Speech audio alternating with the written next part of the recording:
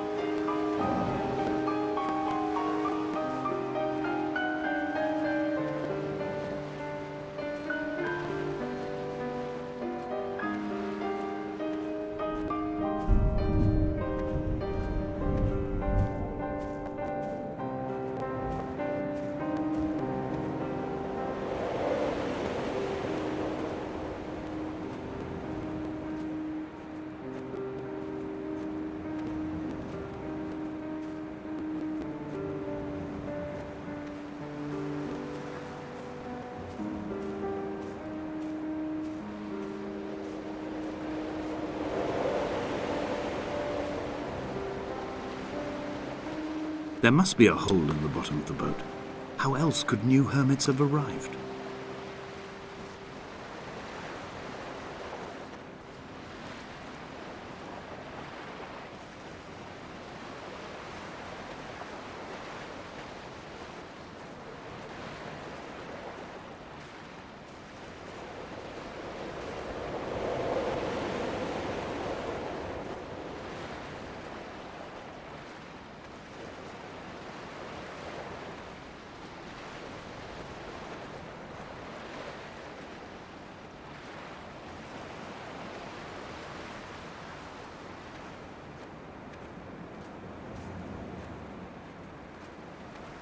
I had kidney stones and you visited me in the hospital.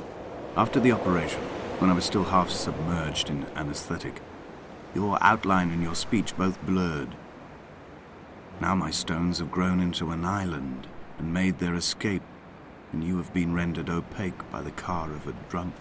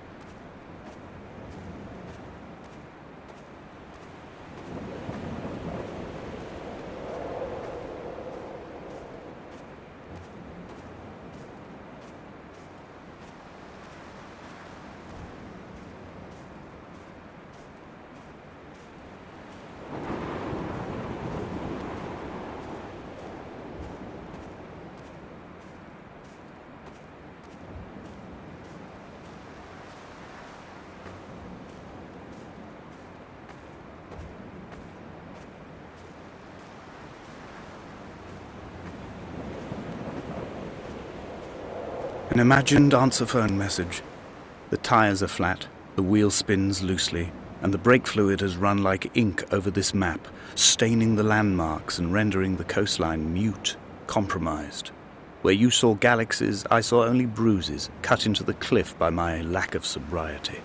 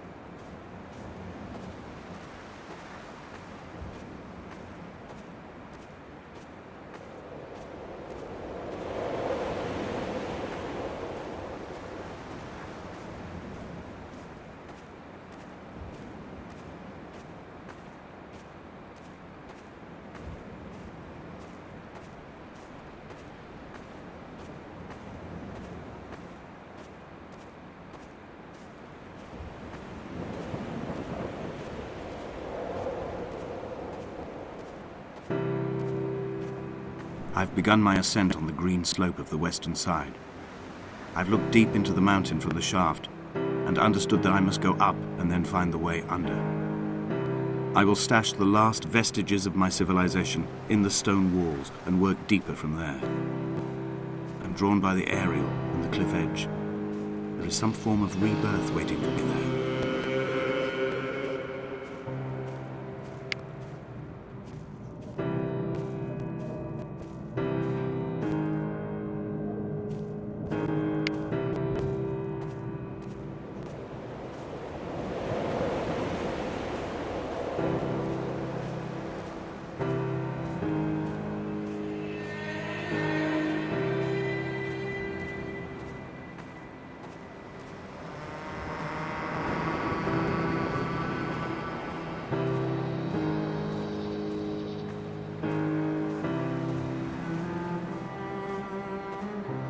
The bothy was constructed originally in the early 1700s. By then, shepherding had formalized into a career.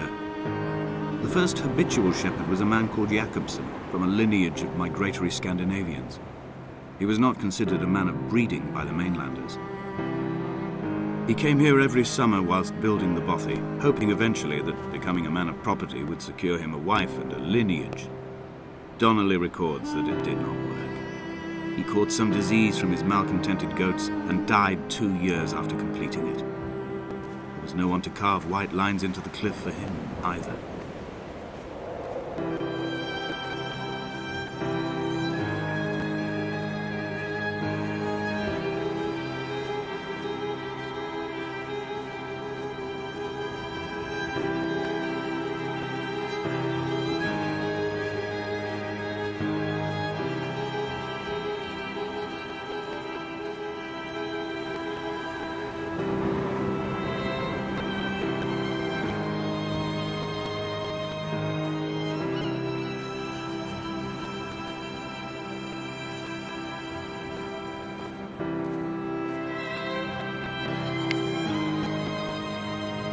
My heart is landfill.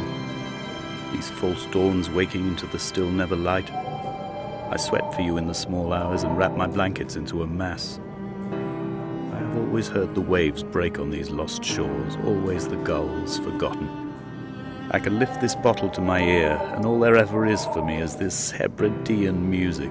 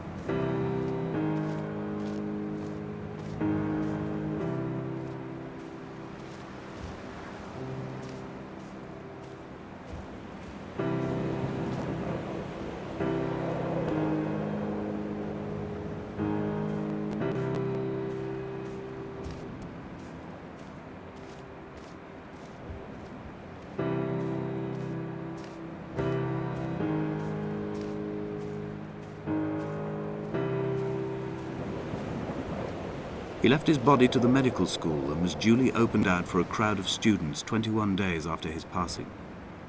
The report is included in my edition of his book. The syphilis had torn through his guts like a drunk driver, scrambling his organs like eggs on a plate. But enough definition remained for a cursory examination, and, as I suspected, they found clear evidence of kidney stones. He's likely to have spent the last years of his life in considerable pain. Perhaps this is the root of his laudanum habit. Although its use makes him an unreliable witness, I find myself increasingly drawn into his orbit.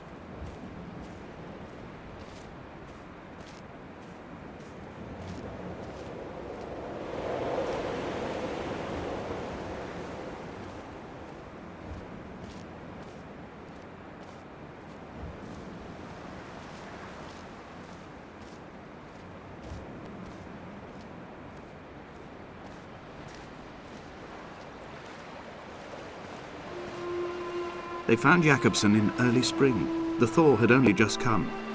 Even though he'd been dead nearly 7 months, his body had been frozen right down to the nerves and had not even begun to decompose.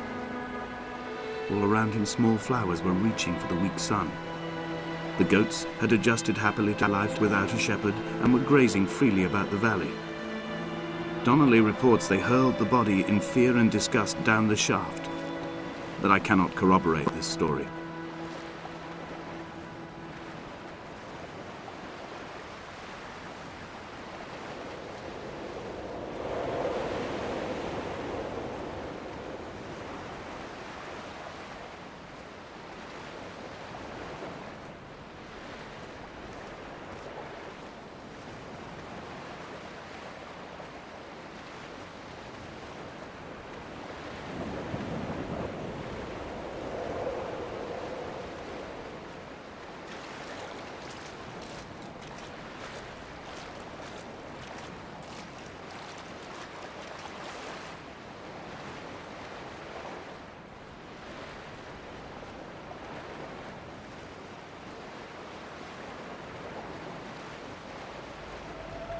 Climbing down to the caves, I slipped and fell and have injured my leg. I think the femur is broken. It is clearly infected. The skin has turned a bright, tight pink, and the pain is crashing in on waves, winter tides against my shoreline, drowning out the ache of my stones. I struggled back to the bothy to rest, but it has become clear that there is only one way this is likely to end. The medical supplies I looted from the trawler have suddenly found their purpose. They will keep me lucid for my final ascent.